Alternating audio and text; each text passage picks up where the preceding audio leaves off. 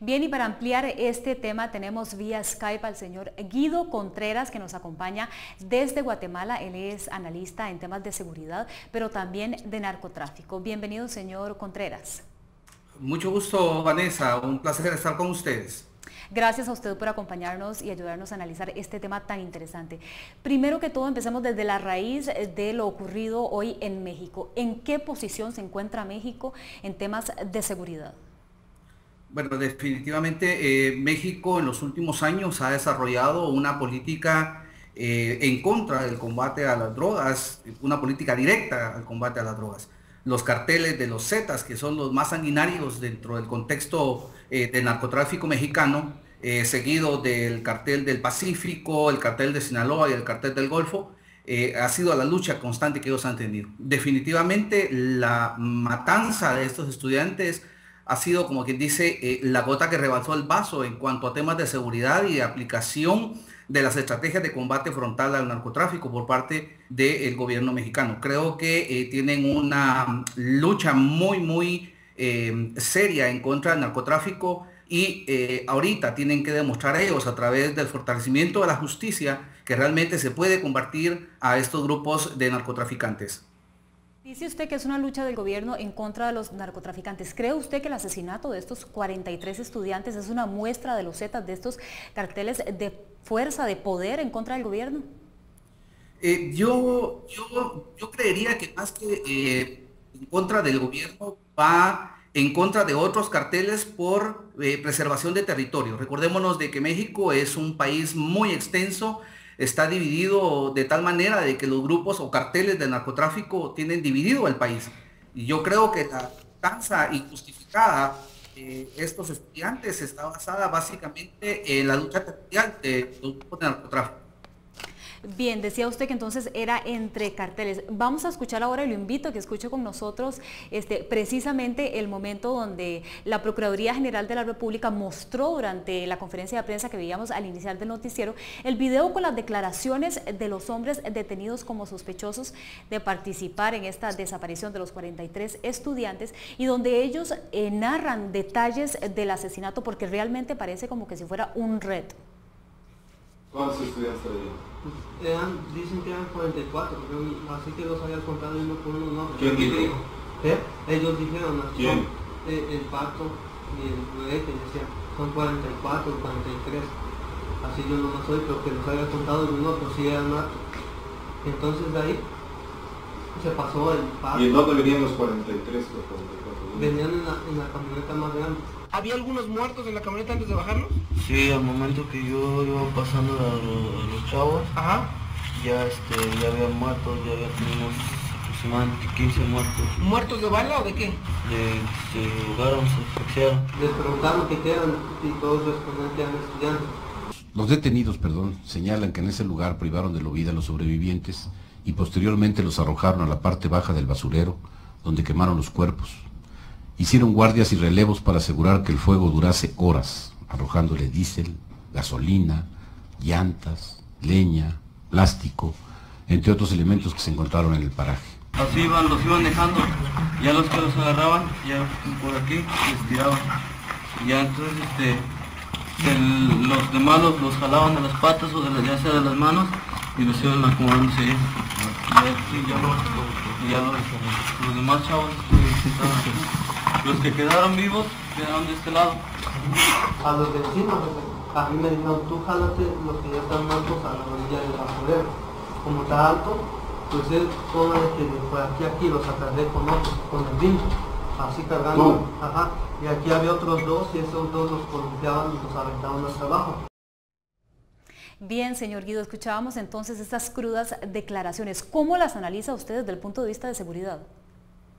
Bueno, yo lo que veo es que si analizamos el contexto de la estructura de organización de los grupos de narcotráfico, siempre vemos que hay personas encargadas no solamente de la parte operativa, del transporte, del traslado o el trasiego de las drogas, sino que también de la parte operativa precisamente encargada del sicariato.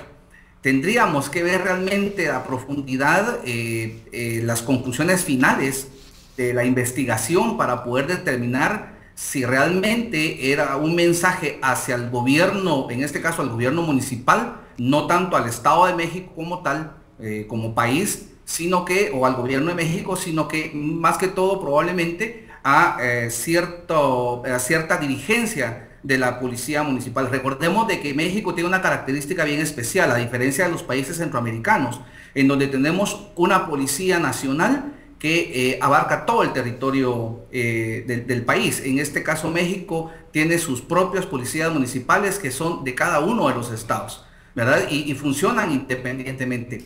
Habría que realmente hacer un análisis más profundo para determinar cuáles fueron los motivos de esta matanza, pero tendría que hacer únicamente al final de la investigación sacar una conclusión paralela a la de la investigación.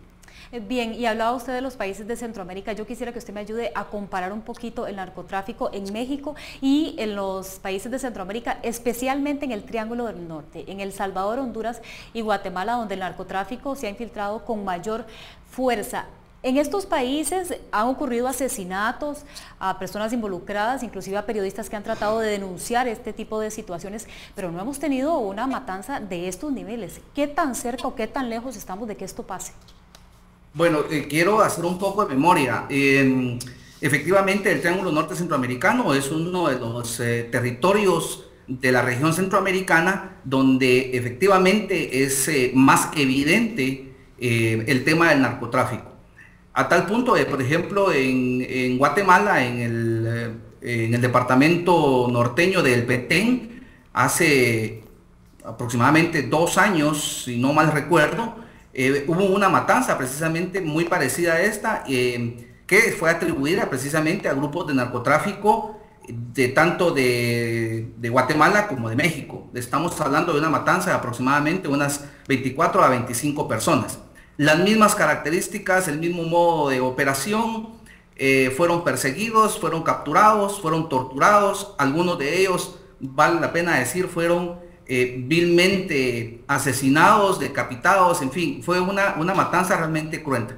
En ese sentido, la región del Triángulo Norte es la que efectivamente presenta mayores índices de matanzas en este tipo.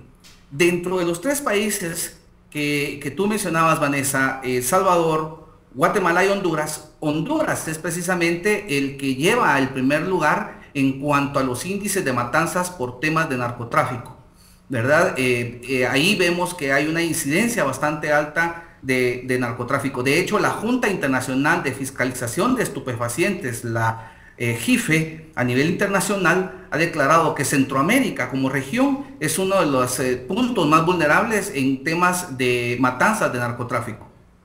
Bien, entonces ya estamos en esos niveles. Y hablaba usted de Honduras, que era uno de los países con mayores índices de asesinatos por narcotráfico. Honduras tiene, si no me equivoco, más de 10 tipos de policías, tienen militares, tienen... ¿En qué medida está ayudando esto a evitar este tipo de situaciones, o más bien está ayudando? ¿Es esta la manera, con mayor policía? Yo creo que toda la región centroamericana, no solamente en el caso específico de Honduras, toda la región centroamericana debe de escatimar esfuerzos, unificar esfuerzos para crear no solamente políticas públicas para cada uno de los países de la región, sino que generar una política pública centroamericana que permita de alguna manera la parte del combate al narcotráfico, pero al mismo tiempo también exista la prevención del consumo de drogas. Yo creo que esa es una parte importante que debe considerarse en este tema del narcotráfico. Si efectivamente todas las estrategias o todos los planes que se han desarrollado a nivel centroamericano han ido funcionando a paso lento, han dado resultados positivos en contra de la lucha específica del narcotráfico y en contra del trasiego de drogas. Sin embargo, creo que a pesar de que existen diferentes policías, tal y como tú lo indicabas en Honduras, yo creo que el fundamento esencial está en la política pública que ellos puedan desarrollar o que ellos tengan para desarrollar en el combate frontal al narcotráfico. ¿Y qué recomendación desde el punto de vista de seguridad daría usted a los gobiernos, hablando de esto de que usted dice que es mediante las políticas públicas, pero realmente hay muchísima corrupción en el gobierno? Inclusive en el caso de México fue uno de los alcaldes que está detenido. Sí, de hecho, no podemos cerrar los ojos a la realidad y decir que no hay corrupción en ninguno de los países de la región centroamericana. Vemos que este es uno de los temas principales. Por ejemplo, Guatemala en ese sentido ha hecho esfuerzos para poder erradicar precisamente ese tipo de corrupción en todas las instituciones que se ven involucradas en el proceso de aduanas, en el proceso de transportes, etcétera, para evitar precisamente que exista ese tráfico de influencias y esa corrupción. Pero yendo más allá, creo que la política pública no solamente debe de ir pensando en el tema de la legalización de la droga, si es conveniente o no es conveniente, sino que debería de ir enfocada mucho más a la prevención y a la participación ciudadana, porque al final son los ciudadanos, los de a pie, el ciudadano común y corriente que está en su barrio, que está en su colonia, el que puede informar de estas situaciones, pero no existe una certeza jurídica de que no se le pueda en algún momento dar un resguardo de seguridad a esas personas. Entonces prefieren no denunciar o hacer las denuncias. Yo creo que la práctica de la denuncia de este tipo de flagelo del narcotráfico no solamente va a los transportistas de la droga, sino que también a los pequeños distribuidores de droga en los diferentes puntos de cada una de las regiones centroamericanas. Bien, comprendemos. Muchísimas gracias entonces por ayudarnos a analizar estos temas de seguridad y narcotráfico en México y en la región centroamericana. Muchas gracias por estar con nosotros. Vanessa, un gusto.